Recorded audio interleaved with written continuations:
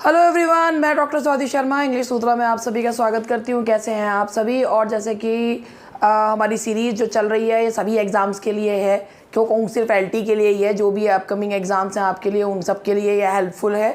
तो ये अभी तो चल रही है आपकी लास्ट मिनट रिवीजन है, जो 13 और 14 को DSSS एग्ज़ाम के लिए यूज़फुल रहेगी और आगे भी एग्ज़ाम्स के लिए यूज़फुल रहेगी, GIC वगैरह के लिए। तो देखिए आज की सीरीज़ हमारी। 1 मिनट हम जरा अपना स्टाइलस ले लें और जो है इसको भी अब अपना स्लाइड शो करें और चलिए स्टार्ट करते हैं।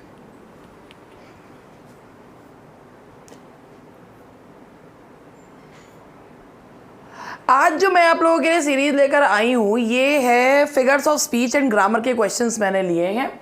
तो चलिए मैं आप लोगों को फिगर्स ऑफ स्पीच जो है सिखाना शुरू करती हूँ। वैसे तो आप लोगों को आती ही है, मगर थोड़ा सा मैंने कहा अगर थोड़ा सा मैं भी कुछ बता देती हूँ। At one fell swoop, he lost his wife, his house, his dog. अब आप यहाँ पर ये देखिए, at one fell swoop, जो एक एक्शन होता है, जब उस एक्शन में छोटे से बड़े का क्रम लगाएं, तो यानी कि असेंडिंग ऑर्डर आए। अगर असेंडिंग ऑर्डर होगा यानी कि छोटे से बड़े का क्रम लैडर होगा, तो इसे कहते हैं क्लाइमैक्स। ग्रीक वर्ड क्लाइमैक्स यानी कि लैडर से लिया गया है, छोटे से बड़े का क्रम। अब अगर जो है वो जो बड़े से छोटे का क्रम होता है, डिसेंडिंग ऑर्डर जो होता है, जो इसमें उसको क्या कहते हैं? Anticlimax. ये होना ऐसा चाहिए था, at one fell swoop he lost his dog, his house, his wife, यानी कि छोटे से बड़े का क्रम। लेकिन सबसे पहले उसकी पत्नी, फिर उसकी घर, फिर उसका डॉग, यानी कि ये डिसेंडिंग ऑर्डर में 1 2 3 ऐसे चला। तो इसको ये होता है, ये कॉमिक जो है एक इफ़ेक्ट देने के लिए होता है। इसे कहते हैं एंटी क्लाइमैक्स, जिसमें जो बड़े से छोटे के क्रम में होता है और इसे बेथोस भी कहा जाता है। तो ये है, दैट इज एंटी क्लाइमैक्स। ठीक है जी, चलिए नेक्स्ट क्वेश्चन पे चलते हैं। Man proposes, God disposes. जब दो कॉन्ट्राडिक्टरी स्टेटमेंट, दो विरोधाभासी स्टेटमेंट्स को रखा जाता है तो उसे कहा जाता है एंटीथीसिस। दो ऑपोजिट वर्ड्स को रखा जाता है तो उसे कहा जाता है ऑक्सीमोरोन। तो that is antithesis. To take arms against a sea of troubles. अगर हम कहते हैं मुसीबतों के खिलाफ हथियार उठाना, तो मुसीबतों के खिलाफ हथियार उठाना यानी कि कोई तरकीब निकालना। तो हथियार को कंपेयर कर रहे हैं, तरकीब को कंपेयर कर रहे हैं हथियार से। तो एक तो हो गया ये मेटाफर, कंपैरिजन कर रहे हैं। Against a sea of troubles यानी कि समुद्र, परेशानियों का समुद्र। तो जब दो मेटाफर्स यूज़ करे गए हैं, यानी कि परेशानियों को कि अथाह जो परेशानियां उन्हें समुद्र से, उनके खिलाफ जो तरकीब निकाली गई है उसे आम से कंपेयर कर रहे हैं, तो that is known as mixed metaphor. ये है आपका एग्जाम्पल मिक्स्ड मेटाफर का। There is no one so poor as a wealthy miser. एक फिगर ऑफ स्पीच होती है पैराडॉक्स। पैराडॉक्स वो फिगर ऑफ स्पीच होती है जिसमें एक स्टेटमेंट कहा जाता है। A statement is uttered on the superficial form. It appears as if the statement is not correct at all, but the statement contains a truth. That is known as paradox. कि अगर कोई चीज़ कही जाती है तो वो ऐसा लगता है कि नहीं ये चीज़ सच नहीं है। तो एक विरोधाभासी, एक बिल्कुल एक ऐसा सत्य, एक ऐसी बात होती है जो ऊपर से देखने में बिल्कुल ही अलग लगती है, मगर वो होती क्या, उसके अंदर में एक सत्य छिपा होता है। एक कंट्रास्ट, एक काटता हुआ स्टेटमेंट जिसके अंदर एक सत्य छिपा होता है। तो ये इसमें कहा गया है, there is no one so poor, उस आदमी से गरीब कोई नहीं है, who is a wealthy miser, a person who is a miser. It doesn't matter how much money he has, but if he doesn't spend it means he is poor. तो ये जो है ये है पैराडॉक्स, यानी कि विरोधाभास। एक विरोधाभासी स्टेटमेंट जिसमें एक सत्य छिपा रहता है, that is known as paradox. An ambassador is one who lies abroad for the good of his country. एक वर्ड होता है पन। पन मतलब होता है प्लेइंग ऑन वर्ड्स, यानी कि जिसमें एक से ज़्यादा मीनिंग निकलते हैं उसे कहा जाता है पन। अब ये लाइज जो है इससे दो मीनिंग निकल रहे हैं, झूठ बोलना एंड रहना।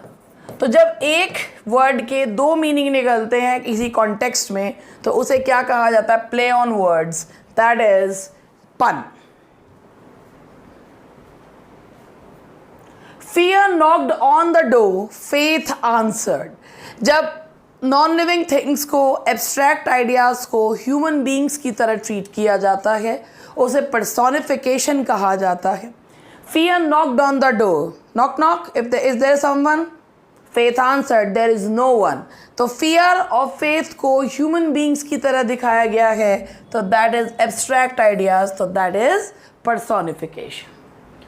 And the next one is, I don't believe it ever entered his wife's head। मुझे नहीं लगता कि ये कभी इन समझदार इंसान के दिमाग में ये बात आई होगी। जब हम किसी का मजाक उड़ाते हैं तो एक माइल्ड सा, जब हमारे कहने का मतलब होता है कुछ और मीनिंग होता है उसका रियल मीनिंग कुछ और होता है, तो that is known as irony. Yet Brutus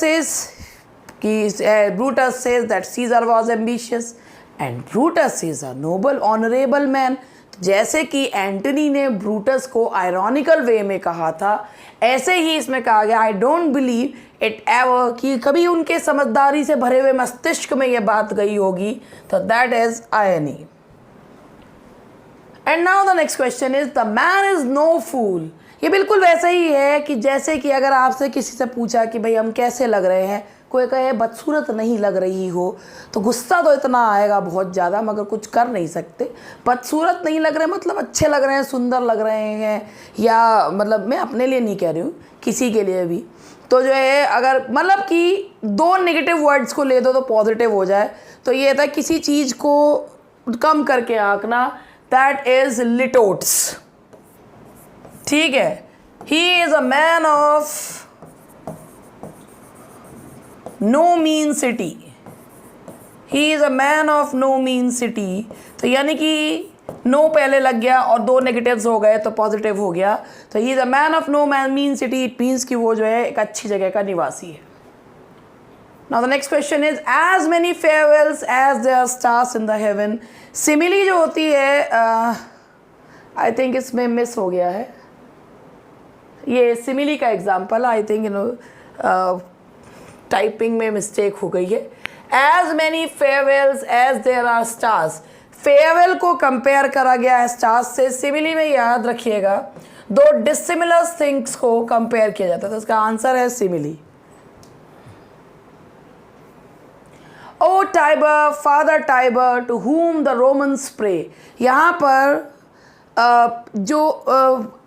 किसी को ये यहाँ पर फिगर ऑफ स्पीच है, एपोस्ट्रोफी। एपोस्ट्रोफी में एड्रेस करते हैं, ओ टाइबर, फादर टाइबर, कहाँ हो तुम। तो ये टाइबर को, टिबर या टिबर को एड्रेस किया जा रहा है, तो एपोस्ट्रोफी में क्या करते हैं, एड्रेस करते हैं। तो एड्रेस के करने के लिए that is known as apostrophe.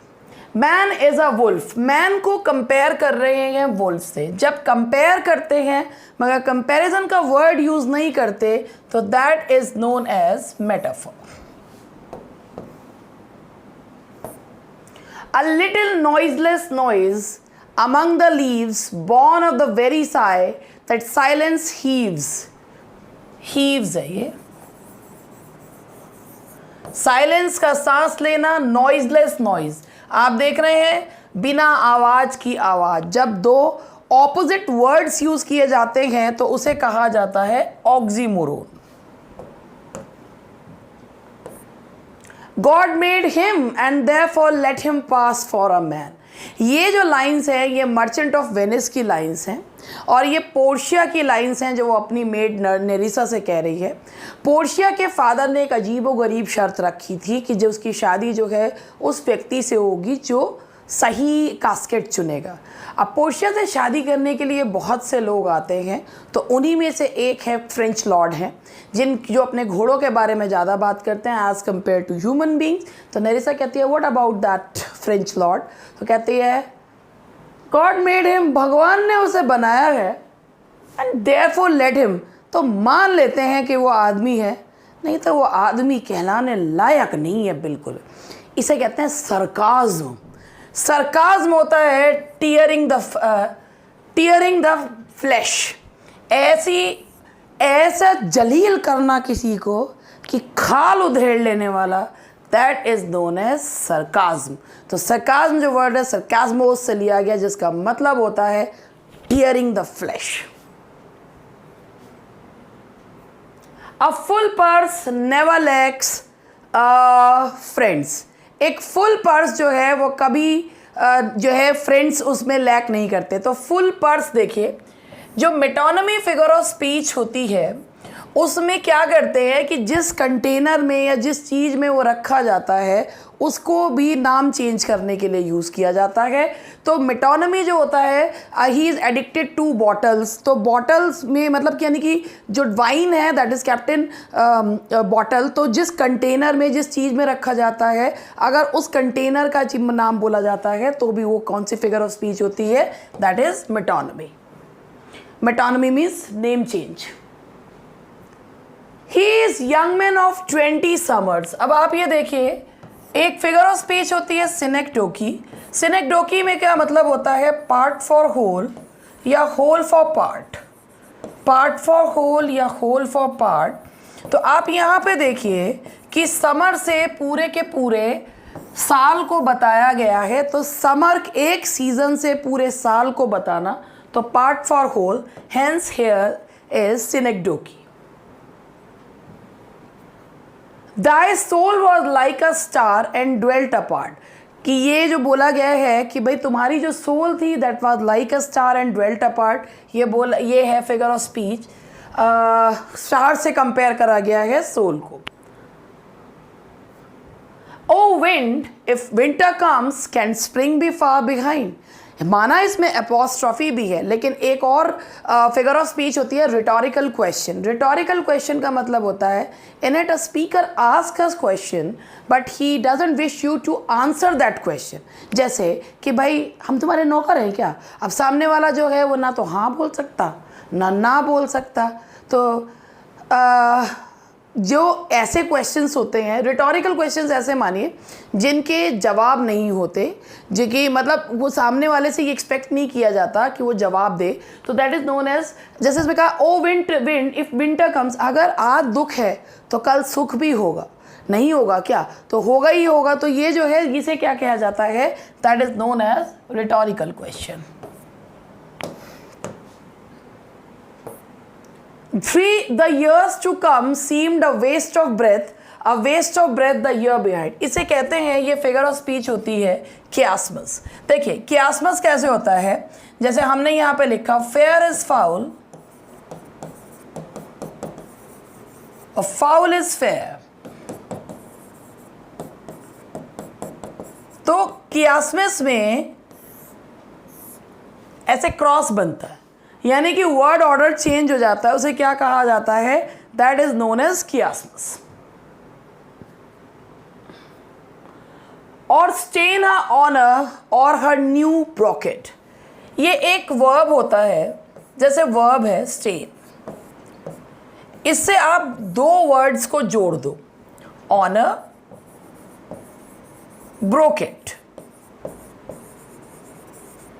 तो एक वर्ब से आप दो नाउन जोड़ दो तो उसे क्या कहा जाता है? योकिंग कहा जाता है। That is known as zeugma, उसे कहते हैं zeugma. More is thy due than more than all can पे।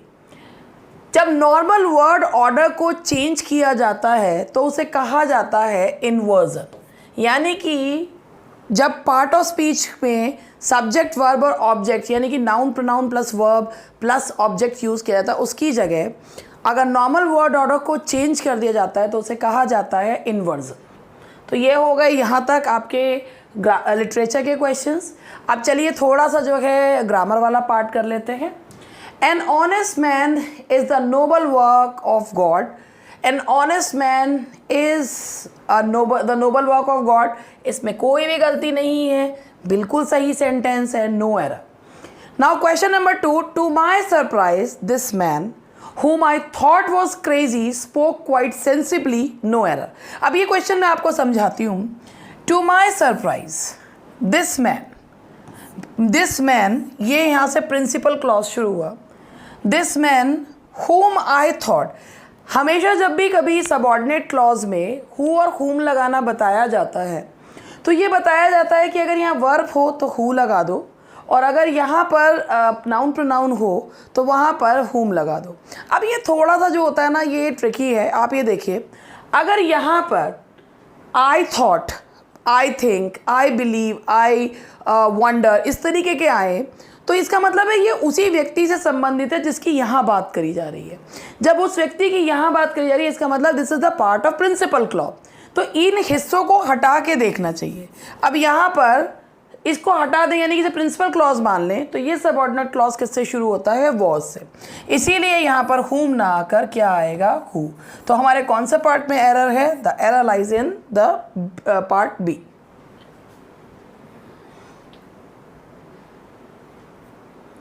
The dealer who had sent 3 orders and 2 requests for window display were visited by our representative।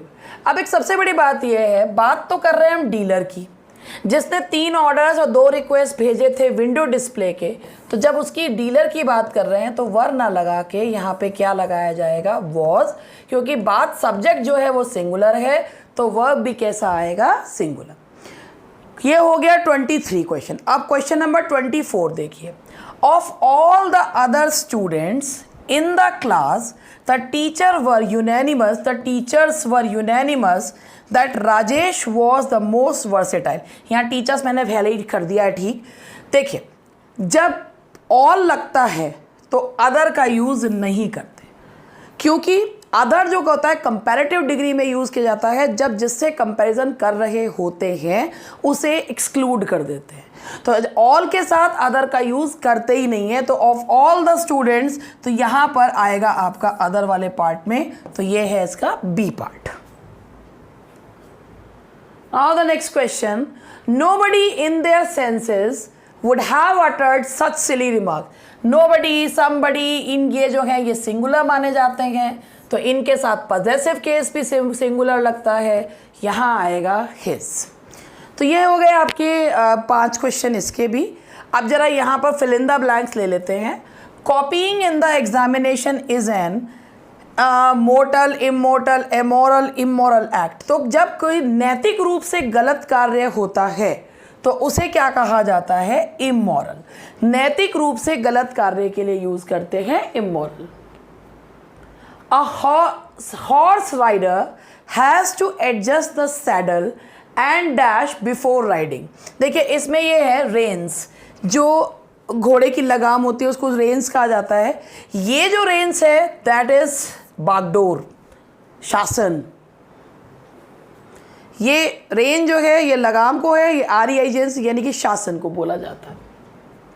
His bright success was beyond all expectations, यानी कि हर expectation से परे। Above all नहीं, beyond का मतलब होता है उम्मीद से परे को बोला जाता है beyond. The village was by the earthquake. देखिए विलेज, डेज का मतलब होता है किंग कर्तव्य विमूढ़ होना, हक्का बक्का, परप्लेक्स रह जाना। रेज्ड उठाना, इरेज्ड मिटाना, और ये जो रेज्ड है इसका मतलब होता है पूरी तरीके से टू बी डिस्ट्रॉयड, पूरी तरीके से बर्बाद हो जाना। तो hence the word, the correct word over here is raised.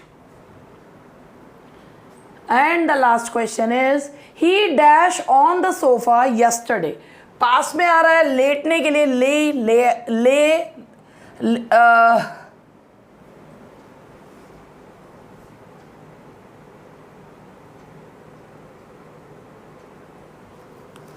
लेटने के लिए लाई, ले और लेन होता है। और ले, लेड, लेड जो होता है ये होता है बिछाना, और ये होता है लेटना, फैलना, पसरना। तो यहाँ पे इसकी जो सेकंड फॉर्म है यस्टरडे के हिसाब से वर्ब की सेकंड फॉर्म लगेगी, तो ये होगा ले। तो दैट्स ऑल फॉर टुडे। आज के लिए इतना ही काफ़ी है, बाकी का करेंगे कल। मिलते हैं नेक्स्ट क्लास में। Thank you very much, bye bye.